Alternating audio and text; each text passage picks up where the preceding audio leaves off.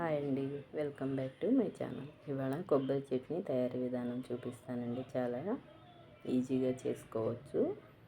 ఇలా ఒక గుప్పెడు ఎండుమిరపకాయలను తీసుకోవాలి, 2 స్పూన్లు శనక్కాయ గుళ్ళని, 2 స్పూన్లు మినపగుళ్ళని తీసుకోవాలి. ఒక పచ్చి కొబ్బరి చిప్పని తీసుకోవాలండి.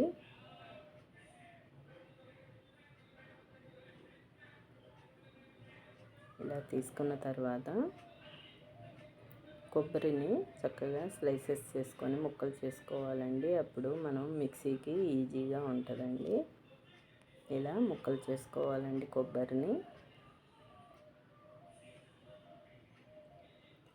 ఈ పప్పుల ప్లేస్లో 2 స్పూన్లు పచ్చిశనగపప్పును కూడా తీసుకోవచ్చండి, పెసరపప్పును కూడా తీసుకోవచ్చు. ఈ పప్పులు వేయటం వల్ల చట్నీ ఇంకొద్దిగా రుచిగా ఉంటుందండి. హెల్త్కి కూడా మంచిదండి ఈ పప్పులన్నీ. ఈ చట్నీ అన్నంలోకి, పుల్కాలోకి, చపాతీలోకి చాలా రుచిగా ఉంటుందండి. ఇలా 1 బై 1 అన్నీ రెడీ చేసుకోవాలండి ఈ చట్నీకి. నేనైతే ఈ చట్నీ ప్రస్తుతం దోశలోకి చేస్తున్నానండి, అన్నంలో కూడా తినొచ్చండి. ఇలా ముందుగా ఒక కళాయి తీసుకొని 2 స్పూన్లు మాత్రమే తీసుకోవాలండి నూనె. 1 బై 1 వేయించుకోవాలి దోరగా. ఇలా మినపగుళ్ళను, పెసరపప్పు 2 స్పూన్లు తీసుకున్నానండి. పప్పులు కలర్ చేంజ్ అవ్వకుండా బ్రౌన్ కలర్లో వచ్చేలా వేయించుకోవాలండి దోరగా. అప్పుడే చట్నీ టేస్ట్గా ఉంటుంది. ఇలా శనక్కాయ గుళ్ళను కూడా చేర్చుకొని తర్వాత ఎండుమిరపకాయలు కూడా వేసుకోవాలండి.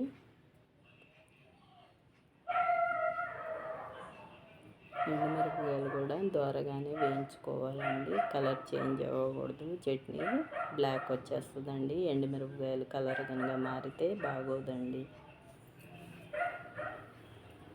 అందుకే ఒక 5 నిమిషాలు అక్కడే ఉండి ఇవన్నీ 1 బై 1 ఒక 10 నిమిషాల్లో వేయించేసుకోవాలండి. ఒక కరివేపాకు రెమ్మ కూడా తీసుకోవచ్చు. అయితే ముందుగా 2 టమాటాలు, ఒక లెమన్ సైజు చింతపండు మంచిగా వాష్ చేసుకొని రెడీ చేసుకోవాలండి. వీటిని ముక్కలు చేసుకోవాలి టమాటాలని. తర్వాత కొబ్బరిని కూడా 1 నిమిషం పాటు కలిపేసి స్టవ్ ఆపేసుకోవాలండి.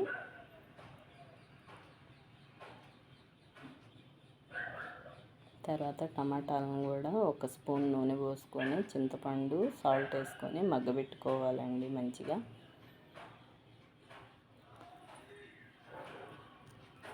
టమాటాలు మగ్గే లోపల ఇలా ఇవన్నీ చల్లారిపోయినాయి కాబట్టి మిక్సీకి వేసుకోవాలండి. చట్నీ గట్టిగా ఉంటే కొద్దిగా గోరువెచ్చటి నీళ్ళని మాత్రం పోసుకోండి, చట్నీ నిల్వ ఉంటుంది. తర్వాత టమాటా గుజ్జును కూడా వేసుకొని మిక్సీకి వేసుకోవాలండి. చూసారుగా, చాలా కొద్దిగా వాటర్ మాత్రమే పోసుకోవాలి. ఎక్కువ పోసుకుంటే ఈ చట్నీ పలుచగా ఉంటే బాగోదండి. తర్వాత ఇలా 3 స్పూన్లు నూనె పోసుకొని తాలింపు వేసుకోవాలి. చిన్నులపాయలు కొద్దిగా దంచేసుకోవాలండి. అలాగే ఎండుమిరపకాయలు, కరివేపాకు.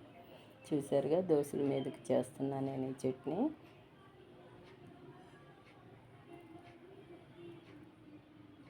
ఇలా తాలింపు వేసుకుంటే చట్నీ ఇంకొద్దిగా టేస్ట్గా ఉంటుందండి. ఒక్కసారి రైస్లో కూడా తిని చూడండి, చాలా బాగుంటుంది. మళ్ళీ మళ్ళీ చేసుకొని మీరే తింటారు. నచ్చితే లైక్ చేయండి, షేర్ చేయండి, సబ్స్క్రైబ్ చేయండి.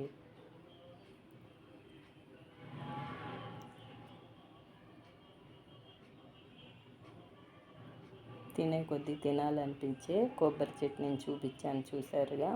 మీరు కూడా తయారు చేసుకొని ఎలా ఉందో లైక్ చేయండి, కామెంట్ పెట్టండి, షేర్ చేయండి. గంట సింబల్ని నొక్కండి.